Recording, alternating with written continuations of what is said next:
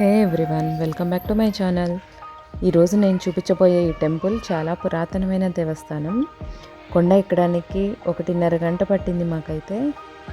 ఒక మంచి ట్రెక్కింగ్లా ఉంటుందండి ఇక్కడ జర్నీ. ఎక్కడానికి స్టెప్స్ ఉన్నాయి. పైనకి ఎక్కగానే మంచి వ్యూ అయితే కనిపిస్తుందండి. ఈ టెంపుల్ అయితే పావగడకి దగ్గర వస్తుంది. మధుగిరి అంటాం కదా, మధుగిరికి దగ్గరలో ఉంటుందండి. పైనకి ఎక్కగానే ఒక చిన్న కుక్క పిల్ల అయితే కనిపించింది. సో కొంచెం రిలాక్స్ అనిపించింది. టెంపుల్ అయితే చాలా బాగుందండి. గుహలో ఉంటారు. స్వామి పేరు అయితే సిద్ధేశ్వర స్వామి. ఇదేనండి స్వామివారు. తర్వాత పక్కన ఒక చిన్న ఊటలాగా ఉంటుంది. అక్కడ నీళ్ళు వస్తుంటాయంట. ఎక్కడో వనమూలికల నుంచి వచ్చే నీళ్ళు ఇవి. ఇక్కడ స్నానమే విశిష్టత అని చెప్తున్నారు.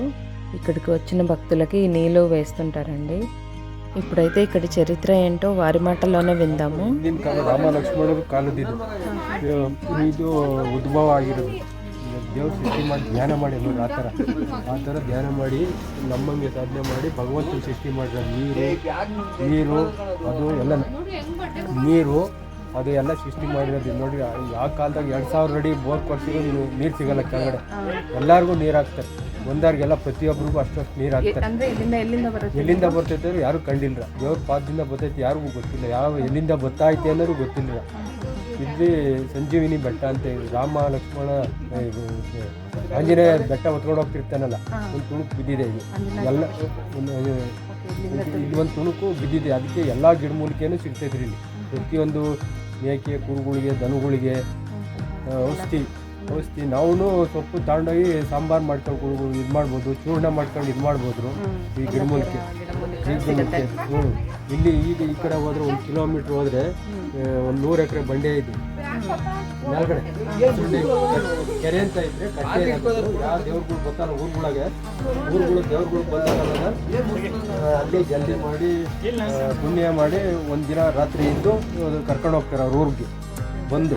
ಈಗ ಭಾನುವಾರ ನೈಟ್ ಬರ್ತಾರೆ, ಸೋಮವಾರ ಎಲ್ಲ ದೇವರೆಲ್ಲ ತೊಳೆದು ಕ್ಲೀನ್ ಮಾಡಿ ಇದು ಮಾಡೋಕ್ರೆ. ಅದಕ್ಕೆ ಹಸುಂಡೆ ಕೆರೆ ಅಂತ ಐತೆ, ಅಲ್ಲಿ ಗಂಗಮ್ಮನೂ ಮಾಡ್ತಾರೆ. ಗಂಗೆ ಪೂಜೆ ಅಂತಾರಲ್ಲ ಹೆಣ್ಮಕ್ಳುಗಳು ಅದು ಮಾಡ್ತಾರೆ. ಇನ್ನು ಅದರಿಂದ ಮೇಲ್ಗಡೆ ಹೋದರೆ ಒಂದು 100 ಎಕರೆ ಬೆಳೆ ಇದೆ. ಇಂಥದ್ದೇನು 100 ಎಕರೆ ಅಲ್ಲೇ ಸುರಂಗರಾಯ ಅಂತ ಪಾಳ್ಬಿದ್ದ. ಅವಾಗ ಸುತ್ತಲೂ ಕೋಟೆ ಕಟ್ಟೆಯವ್ರು, ಅದು ಪಾಳು ಬಿದ್ದೈತೆ. ಆಮೇಲಿಂದ ಒಂದು ಲಿಂಗು ಐತೆ. ಈ ಬಂಡೆಗೆ ಈ ಥರ ಐತೆ ಬಂಡೆ, ಆ ಥರ ಲಿಂಗುನೇ ಕಿತ್ತೇವ್ರಿ. ಇದು ಉದ್ಭವ ಆಗಿರೋದು. ಇದು ಭಗವಂತ ನಮ್ಮಲ್ಲಿ ಸೃಷ್ಟಿ ಮಾಡಿರೋ ಭಗವಂತ ಅಂತ ಇರೋದು. ಅಲ್ಲಿ ಮೇಲ್ಗಡೆ ಮಾಡ್ಕೊಬರ್ಬೋದು. ಹೋಗಿದ್ರೆ ಮಣ್ಣು ಅಂತ ಇದ್ರೆ ಇದು ನಾವು ನಿಂತಿರೋದೆಲ್ಲ ಟೊಳ್ಳೆ. ಅಲ್ಲಿಂದ ಕೆಳಗೆ ಹೋದ್ರೆ ಮಣ್ಣು, ಟೊಳ್ಳೆ. ಆ ಬಂಡೆ ಐತ್ರಲ್ಲ, ಆ ಬಂಡೆ ಬಿಟ್ಟು ಸ್ವಲ್ಪ ದಾರಿ ಐತ್ರಲ್ಲ ಅಲ್ಲಿ ಮಣ್ಣು ಥರ, ಅಲ್ಲಿಂದ ಸ್ವಲ್ಪ ಮಣ್ಣು. ಇದೆಲ್ಲನೂ ನಾವು ನಿಂತಿರೋದೆಲ್ಲ ಟೊಳ್ಳೆ. ಎಲ್ಲಿಗೈತು ಅನ್ನೋದು ಗೊತ್ತಿಲ್ಲ. ಹೊರಗಡೆ ಹೋದ್ರೆ ಒಂದು ಗಂಟೆ ಹೋಗ್ಬೋದು, ನೋಡ್ಕೊ ಬರುತ್ತೆ. ಈಗ ಯಾರು ಬಿಡಲ್ಲ. ಅವಾಗೆ ಯಾವ ಕಾಲದ ಅವಾಗೆ ಯಾರು ಗೊತ್ತಿದ್ರೋ ಏನಿಲ್ಲ. ಯಾರು ಇತಿಹಾಸ ಹಂಗೆ ಐತಿ. ಒಳಗಡೆ ಹೋದ್ರೆ ರುದ್ರನ ಗದ್ಗೆ, ಲಕ್ಷ್ಮಿ ಗದ್ಗೆ ಎಲ್ಲ ಐತಿ. ತಪಸ್ ಮಾಡಿರೋ ಜಾಗಗಳು ಅವ್ರೆ ಸ್ವಾಮಿಗಳು. ಅವಾಗ ಎಲ್ಲ ಇದೆ. ಕಾಡು ದ್ರಾಕ್ಷಿ ಪ್ರತಿಯೊಂದು ಐತ್ರಿ.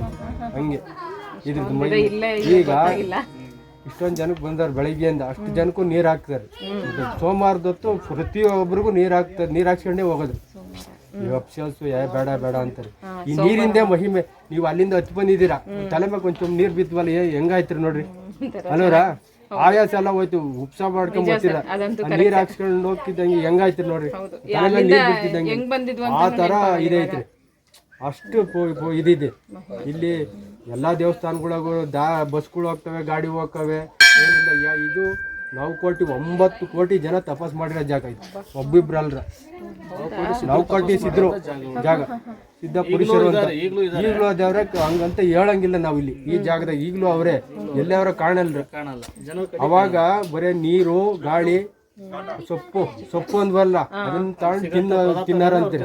ಊಟ ಅಂತ ಇಲ್ರ ನೋಡಿ. ಆ ತರ ಧ್ಯಾನ ಮಾಡಿರೋದು ಆ ಜಾಗದಾಗ. ಅಲ್ಲಿ ಅವರು ಅಲ್ಲಿ ನೀವು ಕೈ ಮುಗಿದು ಬಂದ್ರಲ್ರ, ಅಲ್ಲಿ ನೀರು ಇದೆಲ್ಲ ಆ ಜಾಗದ ಆ ಥರ ಧ್ಯಾನ ಮಾಡಿ ಸಾಧನೆ ಮಾಡಿರೋದು. ಗಾಳಿ, ನೀರು ಅವರೇ ಇಲ್ಲ ಅನ್ನಂಗಿಲ್ಲ. ಒಳಗಡೆ ಒಂದು ನೀರು ನೀರು ಇಲ್ಲೇ ಅಲ್ರ ಒಳಗಡೆನೂ ಐತೆ ನೀರು ಒಂದು 3-4 ಕಡೆ ಗುಹೆ ಒಳಗೆ ಕರ್ಕೊಂಡು ಹೋಗ್ತೀವಿ ಅಂತಾರಲ್ಲ ಎಲ್ಲ ಕಡೆಗೂ ಐತ್ರಿ ನೀರು. ಯಾರು ಈಗ ನಾವು ಇಲ್ಲಿ ಯಾರು ಅವಾಗ ಕರ್ಕೊಂಡು ಹೋಗೋರು ಇಲ್ಲಿ ಯಾರನ್ನು ರದ್ದು ಮಾಡಿ. లైఫ్లో ఒక్కసారైనా ఈ టెంపుల్ని సందర్శించండి, చాలా బాగుంటుంది. సో మన ప్రయాణం అయితే అయిపోయింది, ఇంకా మేము కిందకైతే దిగుతున్నాము.